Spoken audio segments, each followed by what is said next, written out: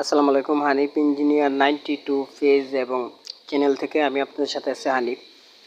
তো ভোল্টেজ মিটারটা লাগানোর কারণ হচ্ছে, দেখেন আমি একে দেওয়াতে পাইলাম 87 ভোল্ট। 87 ভোল্ট চার্জারটাকে আমার সাধারণত এই লাইনে দেওয়া যাবে চার্জ। এটা একটি 60 ভোল্টের 20 এম্পিয়ারের চার্জার। না, এই লাইনে চার্জ দেওয়া যাবে না, অবশ্যই জ্বলে যাবে। দেখেন 2 ডিসি 93 ভোল্ট। তো 93 ভোল্ট। আমার পাশে একটি গ্রাম আছে, ওই গ্রামে ভোল্টেজ একদম কম। একদম কমের কারণে আমি মিটারটা লাগিয়ে দিছি এবং কি হাই ভোল্টেজ চার্জারটা বাদাই করেছি। তাও 3-4 লাগবে এটা। ওইখানে দেখেন চার্জারটা পুড়ে গেছে। এর আগে চার্জারটা পুড়ে যাওয়ার কারণ হয়েছে মিটারটা খারাপ ছিল এবং কি এটা সাথে দেওয়া ছিল ভলিউমটা, দেখেন একদম পুরো হাই হয়ে গেছে।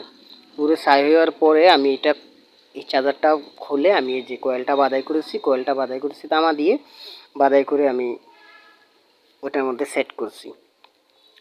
তো এই সমস্ত সমস্যা যারা আছেন অবশ্যই ভোল্টেজ মিটারটি লাগিয়ে নেবেন, কারণ এখানে দেখেন ভোল্টেজটা আপনি নির্ণয় করতে পারবেন। ভিডিওটি ভালো লাগলে অবশ্যই চ্যানেলটি সাবস্ক্রাইব করুন।